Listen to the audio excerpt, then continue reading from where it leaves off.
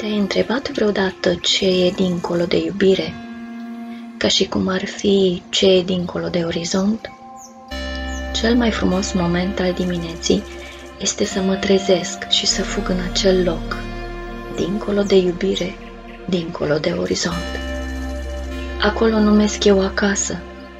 M-am învățat ușor să trec de această ușă. Acolo pot fi eu însămi, cu putințe și cu neputințe, cu acceptare și recunoștință, cu tăcere creatoare, evolutivă, drog supranatural, fuga în sine și totuși, mereu acel ce este dincolo, se întâmplă azi, în această clipă.